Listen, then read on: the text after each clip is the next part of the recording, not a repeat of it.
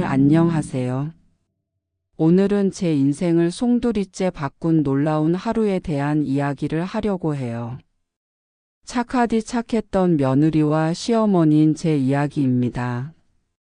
내 인생에서 가장 믿었던 사람, 가장 사랑했고 가족이라 여긴 사람이 결국 제 인생을 송두리째 무너뜨릴 줄은 정말 꿈에도 몰랐습니다. 저는 올해로 칠순, 그러니까 70이 된 평범한 여자입니다. 제 이름은 이선호. 서울 외곽의 오래된 아파트 단지에서 혼자 살고 있습니다. 사람들은 제 삶을 보면 늘 이렇게 말하곤 했어요. 선옥 씨는 참 부지런하고 남편 잘 챙기고 자식들 반듯하게 키워서 복 받은 사람이야. 하지만 세상은요, 겉으로 보이는 게 다가 아니더군요. 제가 태어난 건 1955년 경기도 용인 근처의 작은 마을이었어요. 그때는 논밭이 사방에 펼쳐져 있었고 마을에는 전화 한 대도 없던 시절이었습니다. 아버지는 농사꾼이셨고 어머니는 장날마다 나가서 된장, 고추장을 팔며 저와 남동생 둘을 키우셨죠. 그 시절 저는 공부를 참 좋아했어요.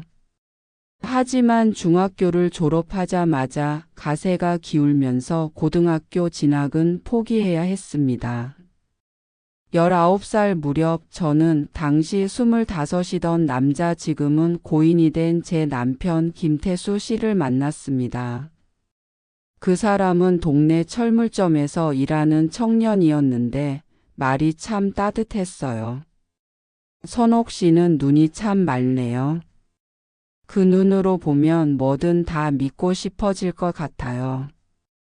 그 한마디에 제 어린 마음은 봄눈처럼 녹아내렸습니다. 결혼 생활은 평탄했어요. 아니, 평탄했다기보단 버티며 살았다고 해야겠죠. 남편은 참 성실했지만 세상살이가 녹록지 않았습니다. 공사판 전전하다가 다리 부상을 당하고 몇 해 뒤엔 공장 일도 잃고 저는 남편 대신 식당일, 세탁소, 가정부까지 닥치는 대로 일하며 두 아이를 키웠습니다. 하루에 3군데를 전전하면서도 늘 웃었어요. 괜찮아요. 애들만 잘 크면 됐죠 뭐. 그렇게 악착같이 살다 보니 큰아들은 대학도 졸업하고 중견기업에 들어갔고 작은 딸은 간호사가 됐습니다. 그때까지만 해도 저는 내 인생이 이제 좀 편안해지려나 싶었죠.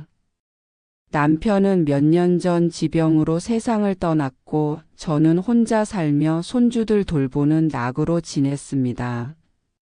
그런데 그 무렵 제 인생의 전환점이 찾아왔습니다. 큰아들이 결혼을 한다는 소식을 전해왔거든요. 며느리 이름은 유미정. 유미정이 우리 집에 처음 들어온 날을 저는 아직도 기억합니다. 그날따라 햇살이 유난히 부드러웠어요. 며느리는 문 앞에서 두 손을 가지런히 모으고 제게 인사하더군요. 어머니 앞으로 잘 부탁드립니다. 그 한마디가 그렇게 예쁠 수가 없었어요. 목소리도 곱고 눈빛도 따뜻했죠. 요즘 세상에 보기 힘든 아가씨구나 싶었어요.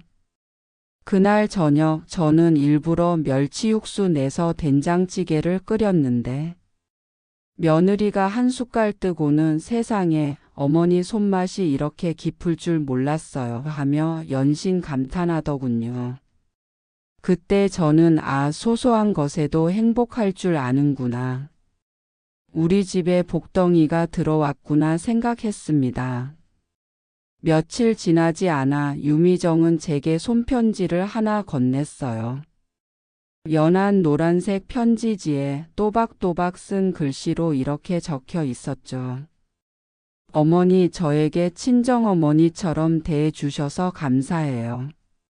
제가 아직 많이 부족하지만 어머니께 좋은 며느리가 되겠습니다. 그 짧은 문장에 저는 눈물이 핑 돌았습니다. 그동안 큰 소리 한 번 내본 적 없는 아들이 이렇게 다정한 여자를 만나 결혼했다는 게 얼마나 감사하던지요. 그 후로 미정이는 주말마다 저를 찾아와 반찬을 해다 주곤 했습니다. 어머니, 이거 제가 새우젓 넣고 볶은 시금치예요. 어제 장 보다가 어머니 생각나서 조금 더 샀어요. 그럴 때면 저는 속으로 얘는 정말 마음이 고운 애구나 했죠. 처음 만났을 때 그 아이는 세상에 이런 사람이 있나 싶을 만큼 반듯하고 다정했어요. 밝은 인상에 또박또박 예의 바르게 인사하고 제 눈을 똑바로 보며 말하더군요. 어머니, 저 유미정이에요. 앞으로 자주 찾아뵙고 많이 배우겠습니다. 그 말 한마디에 저는 그날부터 미정을 내 딸처럼 생각하기로 했습니다. 요즘 세상에 그런 며느리 보기 어렵잖아요. 결혼식 날에도 제 손을 꼭 잡고 울던 그 아이 모습이 아직도 생생합니다. 어머니, 저 잘할게요. 우리 가족 행복하게 살아요. 그 후로 미정이는 정말 천사 같았어요.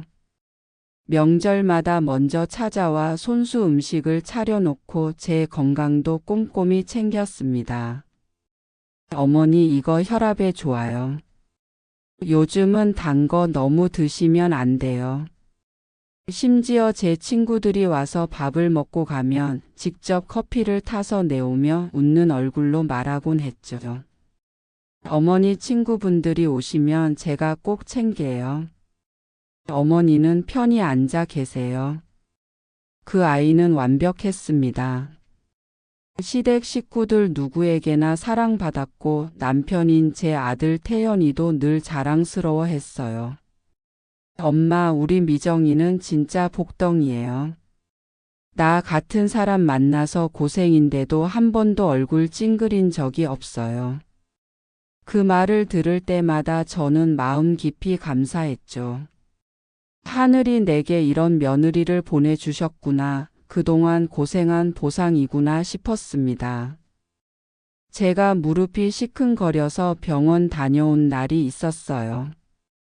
그때 며느리가 제 방 문을 살짝 열고 들어와선 어머니, 이거 제가 직접 만든 파찜질 팩이에요. 인터넷 보고 만들었어요.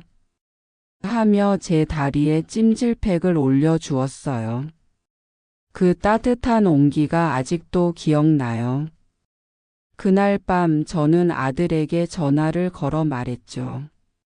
미정이는 정말 복덩이다. 내가 잘 데려왔어. 내가 평생을 일만 하고 살아서 정 붙일 일이 없었는데 그 애 덕에 집이 참 따뜻해졌다. 아들은 그 말을 듣고 웃더군요. 엄마, 미정이는 진짜 착한 사람이에요. 저보다 어머니 더 생각해요. 그리고 어느 날은 이런 일도 있었습니다. 제가 감기 몸살로 누워있던 날 미정이가 갑자기 들이닥쳤어요. 손엔 들깨미역국이 담긴 냄비를 들고 있었죠. 어머니, 소문 들었어요. 몸이 안 좋으시다면서요? 아버님 돌아가신 이후로 제가 더 신경 써야 하는데 죄송해요. 그녀는 국을 덜어주며 제 이마에 손을 얹었어요. 열이 많아요. 병원 가셔야겠어요. 내일 제가 모시고 갈게요. 그때 저는 정말 딸이 있었다면 이랬을까 싶었어요.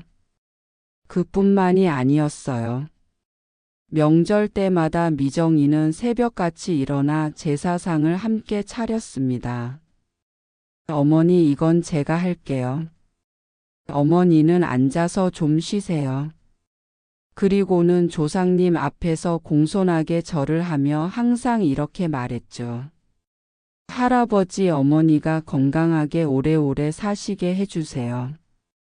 그 모습이 얼마나 예뻤는지 몰라요. 동네 친구들에게도 자랑했죠. 우리 며느리는 요즘 보기 드문 착한 아가야. 눈치도 빠르고 손도 빠르고 말도 고와. 내가 전생에 나라를 구했나 봐. 친구들은 입을 모아 부러워했습니다. 세상에 그런 며느리가 어딨어. 복 받았네 선옥 씨. 그럴 때마다 저는 어깨가 으쓱했어요. 그렇게 자랑스러울 수가 없었어요. 미정이는 사회생활도 잘했어요.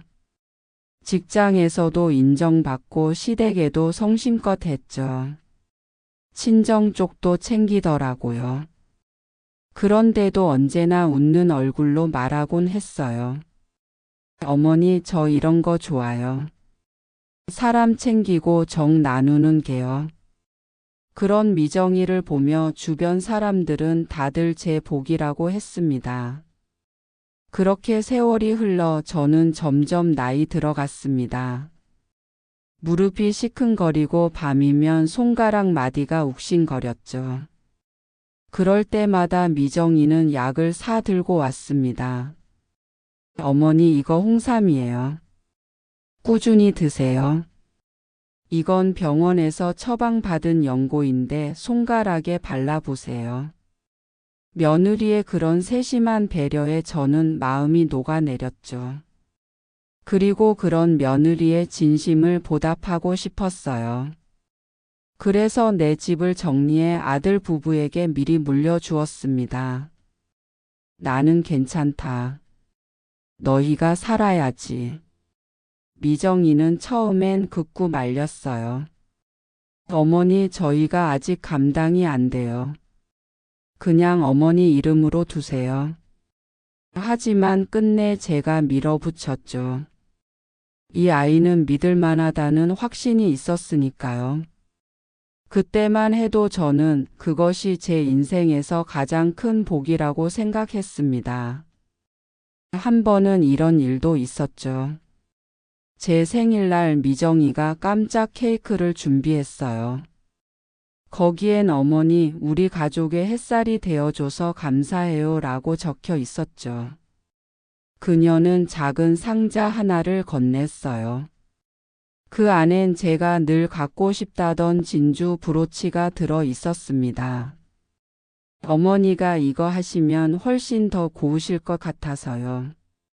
그날 저는 평생 잊지 못할 만큼 행복했어요. 정말로 이 세상에 이런 효부가 또 있을까 싶었죠. 그렇게 제 노년은 평화로웠습니다. 아침엔 근처 공원에 나가 친구들과 걷고 낮에는 집 안을 정리하거나 손자 사진을 들여다보며 하루를 보냈죠. 손자가 자라가는 모습을 보면 그렇게 뿌듯할 수가 없었습니다. 할머니 저 커서 의사 될 거예요. 그 한마디에 가슴이 벅찼습니다. 그런데요, 인생이란 게 참 잔인하죠. 내가 가장 믿었던 사람에게 가장 깊은 상처를 받게 될 줄은 상상도 못했습니다. 사람의 진짜 얼굴은 참 오래 함께해야만 보이더군요. 제가 이 이야기를 시작한 건 제 칠순잔치 때문입니다. 몇 달 전 미정이가 그러더군요. 어머니 올해 칠순이시잖아요.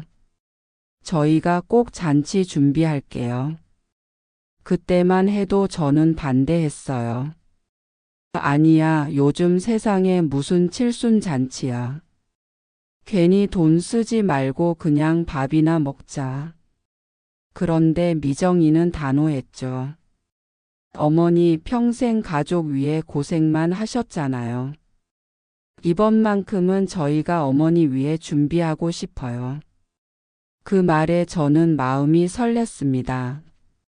친척들도 초대하고 오래된 친구들도 부른다기에 감사했죠. 그 말이 얼마나 고맙던지. 저는 울컥해서 그래, 그럼 뭐 부담 안 되게 하자 하고 말했어요. 잔치 날이 다가올수록 미정이는 바빴습니다. 식당 예약, 손님 명단, 사진사 섭외까지 혼자 다 하더군요. 저는 그냥 고맙고 미안해서 얘야 너무 무리하지 마라 했지만 그 아이는 환하게 웃으며 말했어요. 어머니, 이번엔 제가 꼭 효도하고 싶어요. 그때까지만 해도 저는 정말 단 한 톨의 의심도 하지 않았습니다.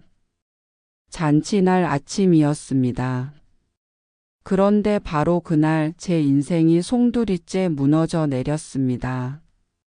봄 햇살이 유리창에 반짝이던 날, 미정이는 새 옷을 꺼내 제게 입혀주며 말했죠. 어머니, 이거요.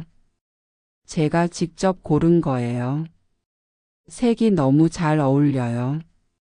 그 아이가 제 단추를 잠가주는데 마치 친딸 같았어요. 어쩜 이렇게 마음이 고운지. 저는 그 순간 세상 그 누구보다 행복했습니다.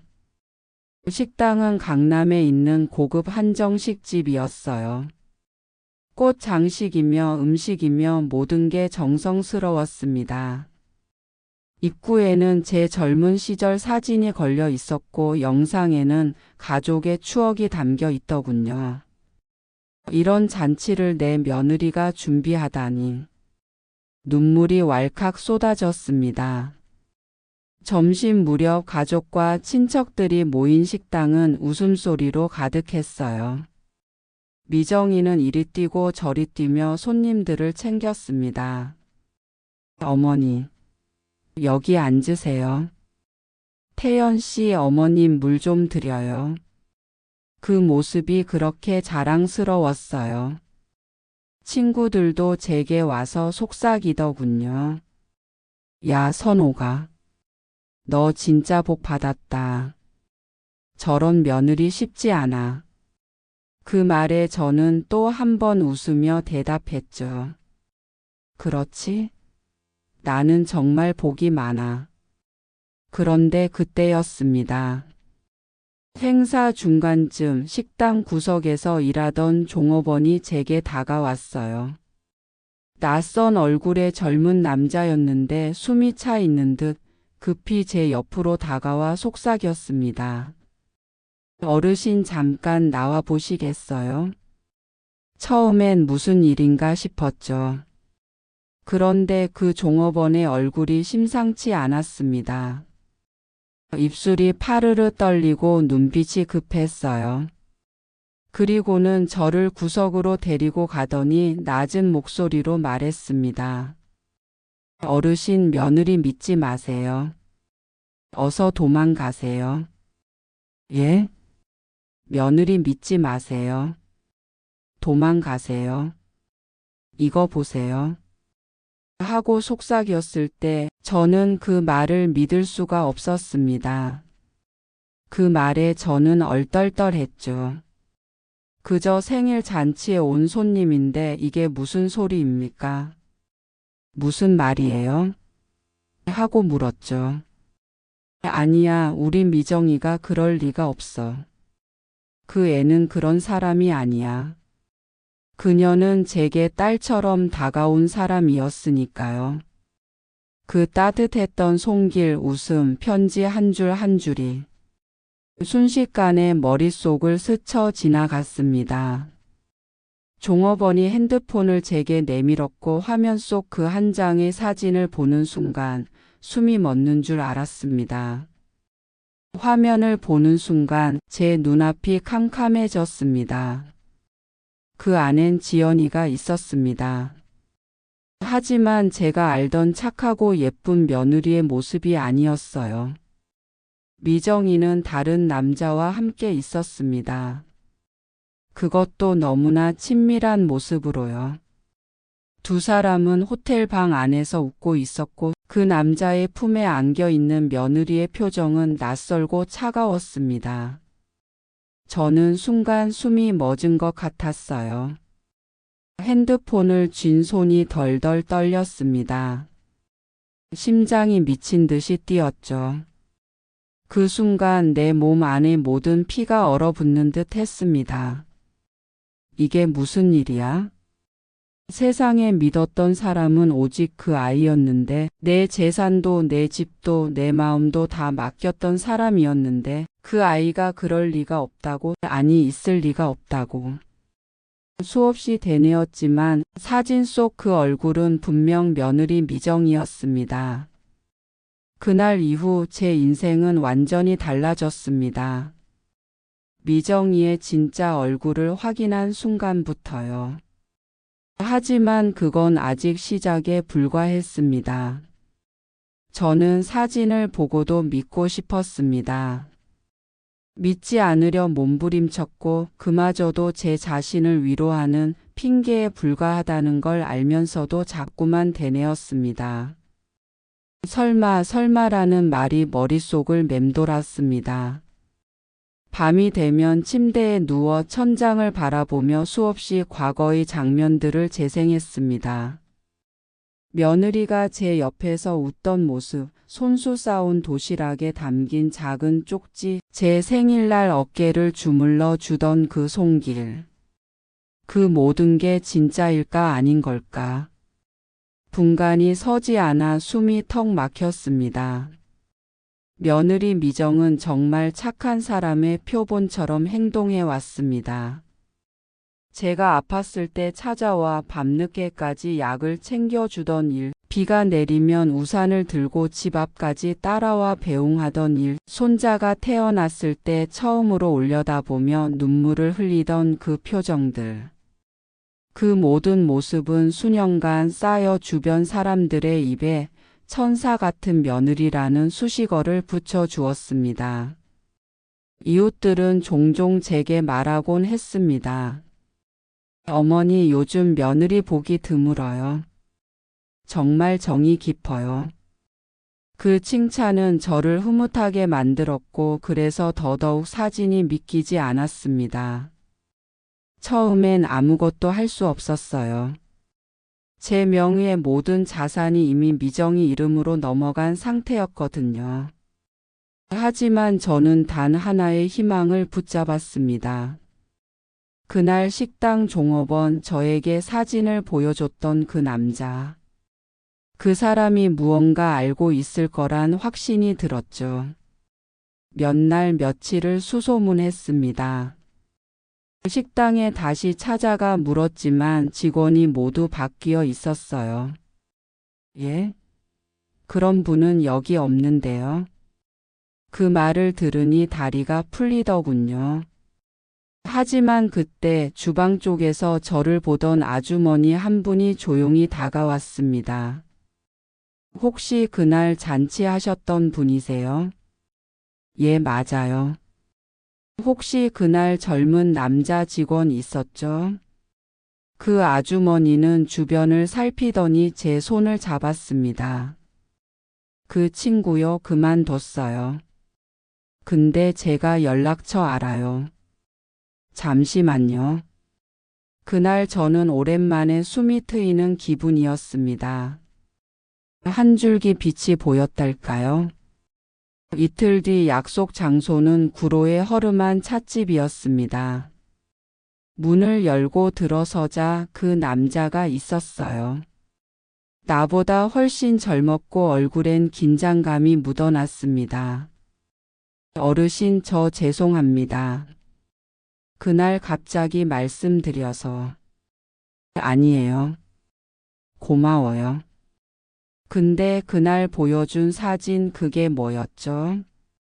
그 남자는 잠시 말을 고르더니 핸드폰을 꺼내 저에게 다시 사진 몇 장을 보여줬습니다. 화면 속에는 미정이와 낯선 남자가 호텔 로비에서 손을 잡고 웃고 있었습니다. 그 옆에는 제 아들 태연이의 뒷모습이 어딘가 외롭게 앉아 있었죠. 저는 처음엔 아무 일도 아닌 줄 알았어요. 손님들이야 여러 사연이 있겠거니 했죠. 그런데 며칠 전 그 여자가 그 남자랑 오더니 눈빛이 달라 보이더라고요. 그 남자랑 둘이서만 얘기할 때 뭔가 약속하는 듯한 모습이 있었어요. 저 남자 미정 씨랑 같이 왔어요. 근데 이상한 점이 있었어요. 잔치 전날에도 둘이 여기 와서 뭔가 얘기하더라고요. 돈 얘기를 하던데. 그 남자는 단순한 연인이 아니라 어떤 방식으로든 우리 가족의 재산에 관심을 가진 사람일 가능성이 높았습니다. 그 순간 제 손이 떨렸습니다. 돈이요? 예. 그 여자가 말하길 이제 어머니 명에 다 끝났으니까 조용히 처리만 하면 된다고. 그 말을 듣는 순간 제 안의 모든 혈관이 불타는 듯 했어요. 그동안 제가 어떤 마음으로 그 아이를 믿었는지 그걸 이렇게 짓밟다니. 그럼 내 아들은요? 내 아들은 그걸 알아요? 모르실 거예요. 미정 씨가 그분 몰래 따로 움직였어요. 어르신 통장 비밀번호나 도장도 다 아드님 몰래 썼어요. 저는 그 자리에서 한참을 울었습니다. 눈물이 아닌 피눈물이었죠. 며칠 동안 잠을 못 잤습니다. 하지만 그날 이후 제 안에는 이상한 평정이 찾아왔어요. 그래, 울 시간은 끝났다. 이제부터는 되갚을 시간이다. 하지만 삶은 가끔 가장 빛나는 껍데기 안에 무서운 속살을 감춘다는 걸 알려주었습니다. 그날 이후 저는 조심스럽게 관찰자의 자세를 취하기로 했습니다. 감정의 폭발로 무언가를 망가뜨리고 싶지 않았으니까요. 아들이 상처받는 걸 가장 두려워했습니다. 그래서 차분히 천천히 움직였습니다. 우선 며느리의 하루를 기록하기 시작했습니다. 단순한 감시가 아니라 제가 기억한 그 사람의 흔적을 확인하는 일이었습니다. 아침에 눈 뜨면 부엌 찬장에 남은 반찬통을 살피고 며느리의 주머니 속 지폐와 영수증을 확인하고 그녀가 남긴 쪽지들, 심지어 옷장 구석의 향수 냄새까지 작은 단서로 모았습니다. 사소한 것들이 쌓여 큰 그림을 만들어 준다는 걸 저는 이미 알았으니까요. 며느리의 일상엔 작은 불일치들이 보이기 시작했습니다. 그녀는 늘 회사라고만 말하곤 했지만 늦은 밤 통화에서 들리는 배경 소음은 식당이나 작은 바의 음악 같기도 했습니다. 주말마다 집을 비우는 횟수도 늘어났고 그 외출 후에는 어김없이 손에 향수 냄새가 배어 있었습니다. 한 번은 그녀가 두꺼운 코트를 벗어놓은 채로 나갔는데 그 안주머니에서 남자가 쓴 것 같은 작은 명함 하나가 떨어져 나왔습니다. 명함엔 회사 이름이 아닌 한식당 상호와 함께 개인 전화번호가 적혀 있었습니다. 저는 마음이 썩어 들어가는 기분이었지만 동시에 한 가지 다짐도 했습니다. 증거를 모아 진실을 드러내자. 감정만으로 손을 놀리면 아들만 더 깊은 상처를 받을 것이다. 그 생각을 굳게 붙잡고 행동을 계속했습니다. 며느리의 친절한 얼굴 뒤에는 철저한 계산이 숨어 있었습니다. 그녀가 주는 선물들은 우연이 아니라 의도적이었습니다. 예를 들어 제 지갑 속에 남겨진 작은 수첩 메모 할머니 이것 꼭 보세요. 나중에 필요하실 것 같아서요 같은 친절한 말들은 모두 제가 어떤 문서를 어디에 두었는지를 알게 하는 미끼였습니다. 그 메모를 통해 그녀는 저의 물건 위치를 파악했고 자연스레 필요한 서류에 접근할 기회를 얻어갔습니다. 나는 긴 시간 동안 내 안의 상처와 싸웠습니다. 밤마다 손끝이 저리도록 울면서도 낮에는 벽돌처럼 묵묵히 움직였습니다. 신뢰는 참으로 무거운 것이었고 배신은 더욱 무거웠습니다. 제가 쌓아온 세월의 흔적과 사랑을 한순간에 파괴하는 건 그렇게도 쉬운 일이었습니다. 어느 날 우연히 이웃 아주머니들과 나누던 이야기가 결정적 단서를 주었습니다. 그 아주머니는 며칠 전 시장에서 미정과 함께 물건을 샀다고 했습니다. 미정 씨와 함께 있었는데 미정이 핸드백에서 나오는 봉투가 자꾸 눈에 띄더라고요. 현금 봉투였어. 그 말에 가슴이 내려앉는 느낌이었습니다. 봉투 돈. 그 손길이 혹시 제 재산을 향한 것이라면? 그 생각은 저를 더욱 냉정하게 만들었습니다.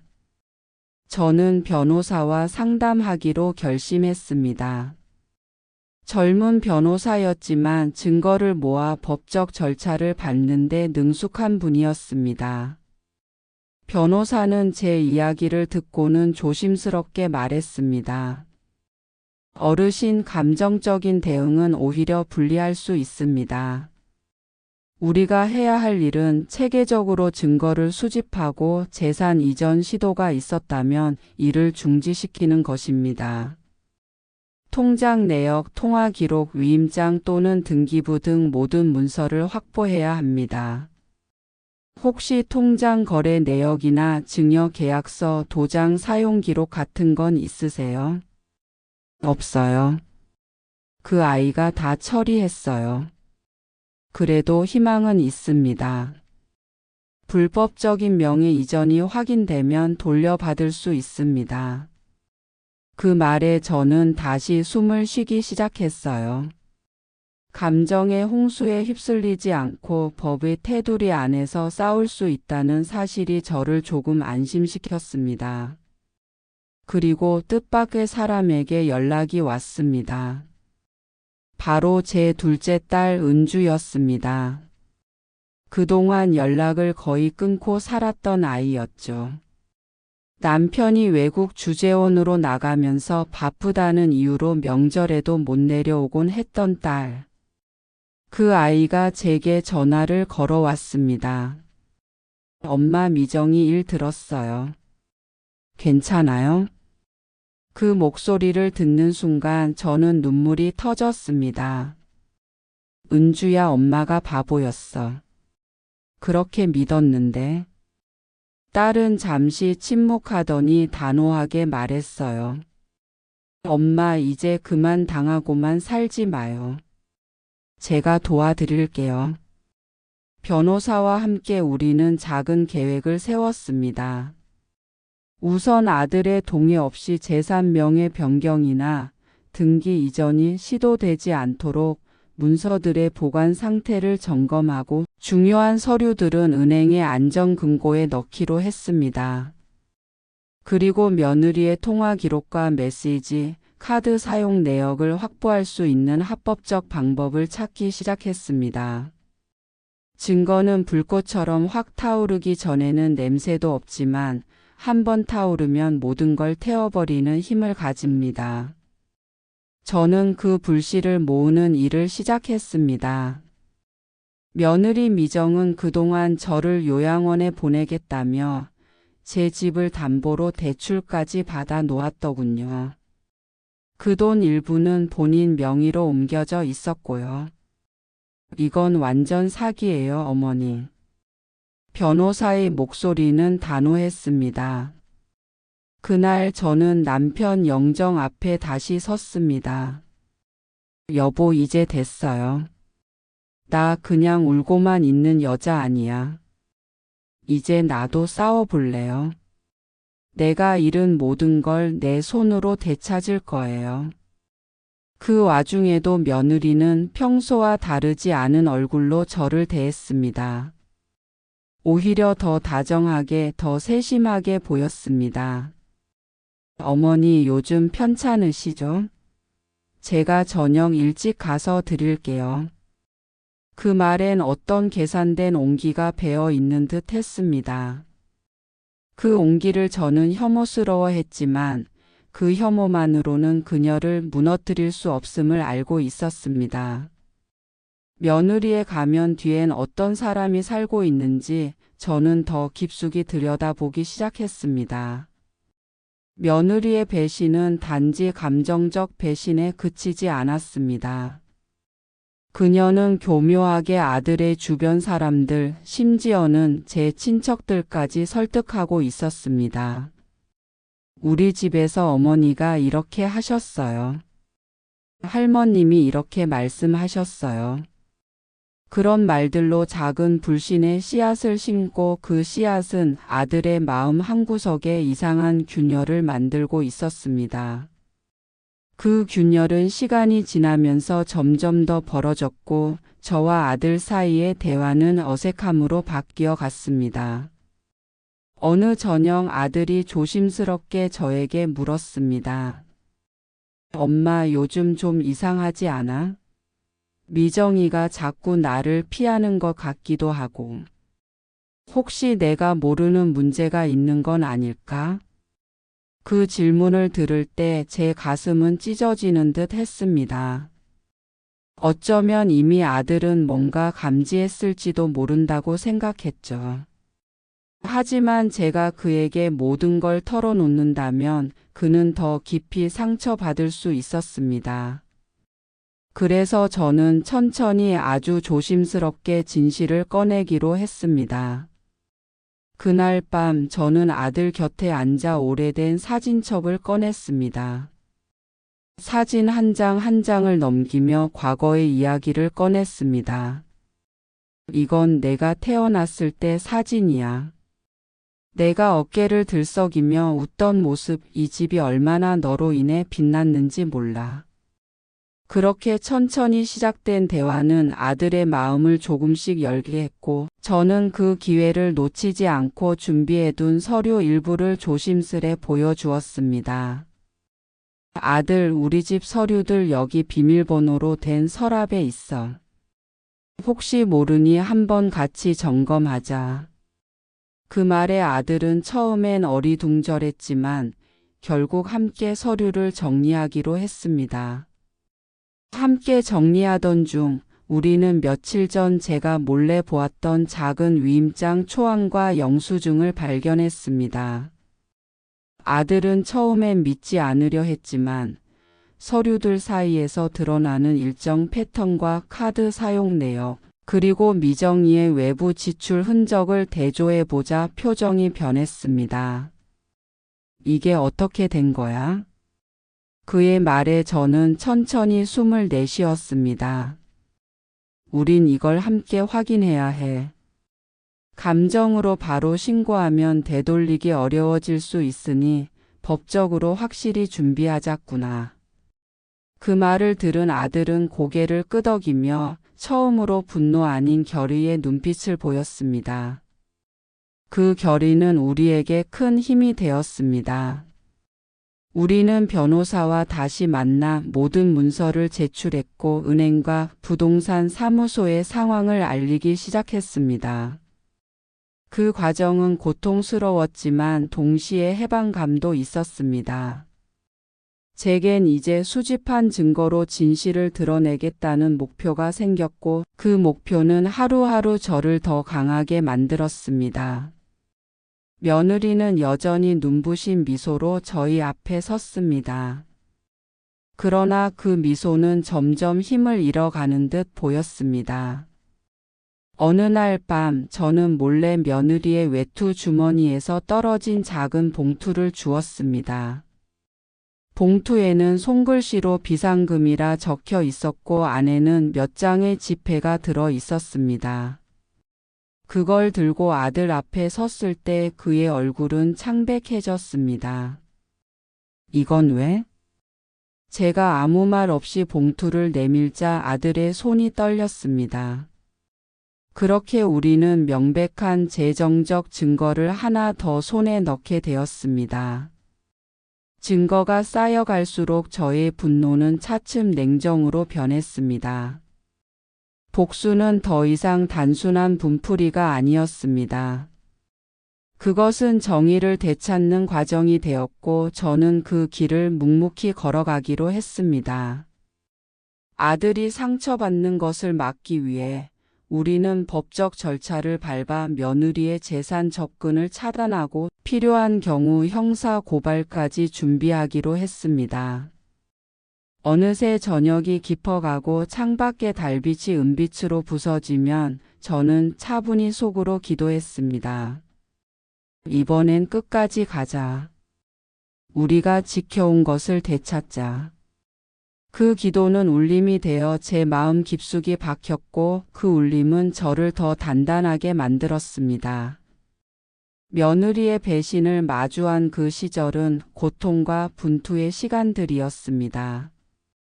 그러나 동시에 저는 다시 살아나는 느낌도 받았습니다. 누군가 내게서 무언가를 빼앗으려 할 때 우리는 뜻하지 않은 힘을 발휘하곤 합니다. 그 힘은 저를 복수로 이끌었지만 그 복수는 결국 삶을 되찾는 과정이기도 했습니다. 그날 이후 저는 한동안 세상을 등지고 살았습니다. 누구도 만나지 않았고 전화도 받지 않았습니다. 문을 닫아 걸고 며칠이고 울다 지쳐 잠들기를 반복했어요. 눈을 뜨면 남편 영정 사진이 보였고 그 앞에 앉을 때마다 저는 중얼거렸습니다. 여보, 나 이제 어떻게 살아야 해요? 내 손으로 키운 자식한테 며느리한테 이렇게 당했어요. 그때마다 제 안에서 무언가가 부서져 내렸어요.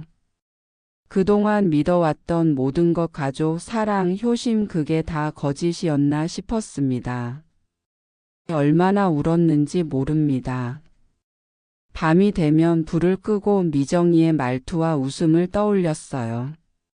어머니, 이거 드셔보세요. 어머니, 이건 제가 다 알아서 할게요. 그 다정한 목소리가 귀에서 떠나지 않았습니다. 하지만 어느 날 문득 이런 생각이 들었습니다. 그래, 이제 그만 울자. 이대로 죽으면 그 아이들은 웃겠지. 내가 살아서 내가 직접 대갚아 줘야 해. 그날부터 저는 달라졌습니다. 며칠 후 저는 직접 미정이에게 둘이 밥을 먹자고 이야기했습니다. 미정아, 오랜만에 둘이 나가서 밥 한 끼 하자. 좋아요, 어머니. 그녀의 목소리는 여전히 다정했습니다. 그게 더 끔찍했어요. 그래. 미정아, 밥도 먹고 이야기 좀 하자. 어디로 갈까요? 칠순 때 잔치했던 그 식당. 거기로 가자. 약속 시간은 저녁 6시. 그녀가 도착했을 때 저는 이미 자리에 앉아 있었습니다. 미정이는 늘 그랬듯 환한 미소를 띠며 말했죠. 어머니, 얼굴 좋아지셨어요. 그래, 고맙다. 너도 잘 지냈지? 저는 천천히 차를 한 모금 마신 뒤 테이블 위에 한 장의 서류를 꺼냈습니다. 그건 변호사가 준비해준 소송 예고 통지서였어요. 그녀의 얼굴이 순간 굳었습니다. 이게 뭐예요? 너한테 빼앗긴 내 집, 내 통장, 내 이름 이제 돌려받으려 한다. 어머니, 무슨 말씀을 그렇게 오해해요? 아니, 증거 다 있어. 내가 몰래 한 짓들 다 밝혀졌어. 그녀의 얼굴이 하얗게 질렸습니다. 어머니, 저 그게 아니라 그날 사진 봤다. 내가 다른 남자와 손잡고 있던 사진. 내 돈 얘기하던 녹취도 들었다. 그녀는 한참 아무 말도 못하다가 마침내 입을 열었습니다. 그래요? 그럼 뭐요? 어차피 돌아갈 수 없잖아요. 그녀의 입꼬리가 비틀리며 올라갔습니다.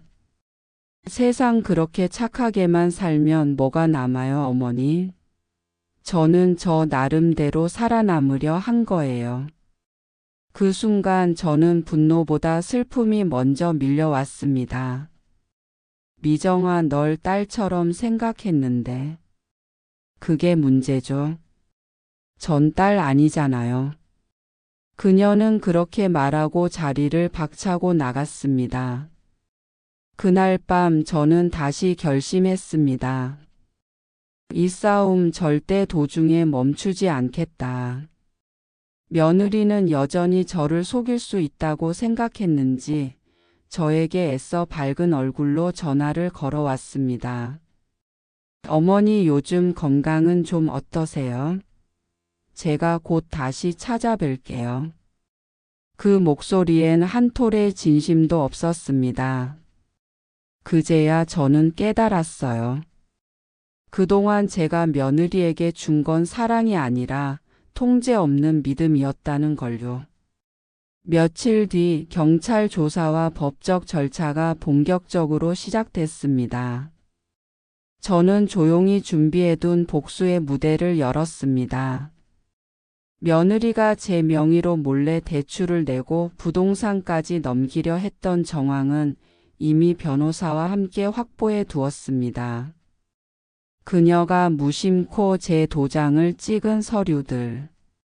그중 일부는 제가 고의로 가짜로 만들어둔 계약서였죠. 그녀는 그걸 믿고 그대로 은행에 제출했습니다. 하지만 그 서류는 모두 제가 변호사와 함께 법적으로 미리 등록한 위조 방지 확인 문서였어요. 그 순간부터 그녀는 완벽히 덫에 걸려든 셈이었습니다. 며느리가 경찰서에서 조사받던 날 저는 그곳에 조용히 앉아 있었습니다. 그녀가 제 앞에 나타나자 처음으로 제게 매달리더군요. 어머니, 이건 오해예요. 정말 그런 의도 아니었어요. 그녀의 눈엔 눈물이 고여 있었지만 그 눈빛에는 여전히 계산이 깔려 있었습니다. 저는 단 한마디만 했습니다. 내가 나를 속인 순간 우리 관계는 끝이 났단다. 그녀는 처음엔 부인했지만 결국 통장 이체 내역과 문자 기록이 증거로 제출되면서 거짓말이 드러났습니다. 그리고 뜻밖에도 그녀의 내연남이 조사 도중 모든 사실을 털어놓았습니다. 미정 씨가 시어머니를 속여 재산을 자기 앞으로 돌리자고 했어요. 저는 단지 도와줬을 뿐이에요. 그 말로 사건은 단번에 뒤집혔습니다. 며느리도 결국 모든 걸 실토했습니다. 시어머니가 가진 재산을 미리 정리하고 자기 남편 제 아들 몰래 지인 명의로 돌려놓으려 했던 거였어요. 아들은 충격을 받았지만 끝까지 제 편을 들어줬습니다. 그때 처음으로 느꼈어요. 아, 그래도 내 아들은 내가 키운 사람답게 바른 마음을 가졌구나 하고요. 법원은 미정이의 행위를 특정경제범죄 가중처벌법상 사기죄로 판단했고 저는 제 명의의 재산을 다시 되찾을 수 있었습니다. 그날 판결문을 손에 쥐었을 때 저는 한참을 가만히 서 있었습니다. 눈물이 났어요. 이건 단순히 돈 때문이 아니라 제 존엄과 이름을 되찾은 순간이었기 때문입니다. 시간이 지나며 모든 법적 절차가 마무리되었습니다. 며느리는 모든 재산에서 손을 떼고 제 아들과도 협의 이혼을 했습니다. 그녀가 법정에서 마지막으로 제게 고개를 숙였을 때 저는 천천히 말했습니다. 미정아, 넌 결국 내가 만든 함정에 빠진 거야. 하지만 나는 널 용서하지 않을 거야. 대신 나 자신은 다시 일어날 거야. 그녀는 떠났고 아들은 긴 시간 동안 방황했지만 결국 본래의 따뜻한 마음을 되찾았어요. 그리고 몇 년 뒤 새로운 인연을 만나 진심으로 자신을 아껴주는 사람과 가정을 꾸렸습니다. 저는요, 인생을 다시 시작했습니다. 그날의 충격이 저를 무너뜨렸지만 동시에 저를 다시 일으켜 세운 계기가 되었어요. 그날 이후 저는 다시 집으로 돌아왔습니다. 텅 빈 거실 싸늘한 공기 속에서 전등을 켜니 남편 영정 사진이 환하게 웃고 있었어요. 여보, 나 해냈어요. 저는 그 앞에 앉아 조용히 눈을 감았습니다. 그날 이후 제 인생은 완전히 달라졌습니다. 늘 남을 먼저 생각하던 제가 처음으로 저 자신을 위해 살기 시작했거든요. 며느리의 배신이 밝혀진 후 저는 곧장 변호사와 세무사를 찾아갔습니다. 남편이 남긴 유산과 제 명의의 재산을 모두 다시 점검하고 법적 절차를 통해 명확히 제 권리를 지키는 일부터 시작했죠. 저는 남편이 생전에 하고 싶어 했던 작은 식당을 열었습니다. 남편의 이름을 따서 지은 정순의 밥상. 매일 아침 직접 장을 보고 된장찌개를 끓이고 손님들에게 밥을 내어드리며 삽니다. 가끔은 제가 며느리에게 받았던 상처가 떠오르지만 그럴 때마다 제게 말합니다. 이젠 그 누구에게도 속지 않을 만큼 강해졌다고. 칠순을 훌쩍 넘긴 지금 제 식당은 동네에서 꽤 유명해졌습니다. 방송에도 한 번 나왔어요. 정의로운 할머니 사장님이 운영하는 따뜻한 밥집이라는 타이틀로요. 그리고 그 인터뷰에서 기자가 제게 물었습니다. 할머니 인생의 가장 큰 교훈이 뭐였나요? 저는 미소 지으며 대답했어요. 사람을 믿되 자신을 먼저 믿는 법을 배우는 거요. 그래야 누가 나를 속여도 다시 일어설 수 있으니까요. 며느리가 제 인생을 송두리째 흔들었던 그날 저는 모든 걸 잃은 줄 알았습니다. 하지만 결국 그 사건이 제 인생의 새로운 시작점이 되었어요. 지금은 손님들과 웃으며 밥을 짓고 제 이야기를 들려주는 이 순간들이 그 어떤 부유함보다 값진 행복이 되었습니다. 며느리가 준비한 칠순 잔치에 참석했는데 식당 종업원이 몰래 다가와 도망가세요라고 속삭였습니다. 그때의 충격적인 사진 한 장이 제 인생을 송두리째 바꾸었지만 결국 저는 그 일을 통해 진짜 나를 만났습니다. 이 이야기를 듣고 계신 분들께 전하고 싶어요. 인생의 배신은 끝이 아니라 새로운 시작이 될 수 있다는 것. 무너질 듯 아픈 날들이 지나고 나면 그 자리에 꼭 새로운 자신이 피어납니다. 저는 지금도 그날의 사진을 지갑 속에 넣고 다닙니다. 그건 상처의 증거이자 제가 다시 일어선 날의 기념이니까요. 오늘의 사연 들어주셔서 감사합니다. 여러분의 인생에도 혹시 누군가의 배신이 있었다면 그걸 복수로 끝내지 말고 인생의 전환점으로 바꾸시길 바랍니다. 그게 진짜 승리의 복수니까요.